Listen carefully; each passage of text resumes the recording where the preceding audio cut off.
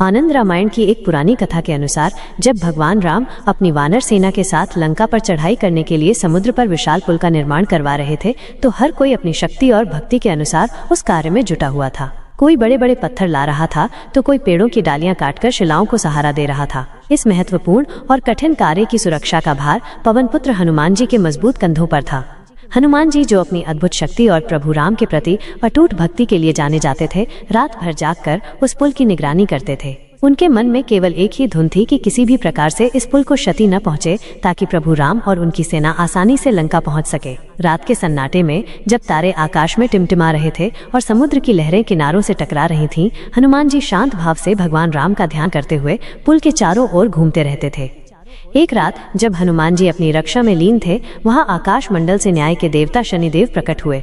शनिदेव अपनी धीमी और सतर्क चाल के लिए जाने जाते हैं, लेकिन उस रात उनमें कुछ अहंकार का भाव था। उन्होंने हनुमान जी को पुल की रक्षा करते हुए देखा और उन्हें व्यंग्य बाणों से परेशान करने का विचार आया। शायद वे हनुमान जी की शक्ति और भक्ति की परीक्षा लेना चाहते थे या फिर किसी अज्ञात कारण से उन्हें छेड़ने का मन कर रहा था।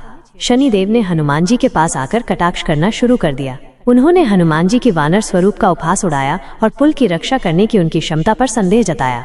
उन्होंने कहा कि एक छोटा सा वानर इतने बड़े और महत्वपूर्ण पुल की रक्षा कैसे कर सकता है। उनकी बातें तीखी और चुभने वाली थीं, लेकिन हनुमान जी ने अपनी शांति भंग नहीं होने दी। वे भगवान राम के ध्यान में इतने लीन थे कि उन्होंने शनिदेव की बातों को पहले तो अनसुना कर दिया।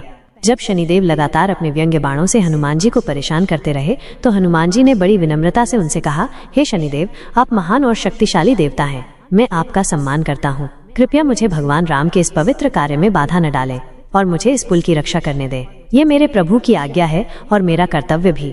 हनुमान जी के इन शब्दों में न तो क्रोध था और न ही अहंकार। उनमें केवल कर्तव्य निष्ठा और प्रभु के प्रति समर्पण का भाव था। लेकिन शनिदेव पर हनुमान जी की विनम्रता का कोई असर नहीं हुआ। वे लगातार हनुमान जी को उकसाते रहे और उनकी शक्ति को चुनौती देते रहे। अंततः जब शनिदेव की वाणी में कटुता और उपहास की सीमा पार हो गई तो हनुमान जी के धैर्य का बांध टूट गया। उन्हें क्रोध आ गया, लेकिन यह क्रोध अपने लिए नहीं बल्कि प्रभु राम के कार्य में बाधा डालने वाले के लिए था। पल भर में हनुमान जी ने अपनी विशाल पूंछ को फैलाया और शनिदेव को उसमें जकड़ लिया। शनिदेव जो अपनी शक्ति पर गर्व करते थे, हनुमान जी की अप्रत्याशित प्रतिक्रिया से हक्के बक्के रह गए।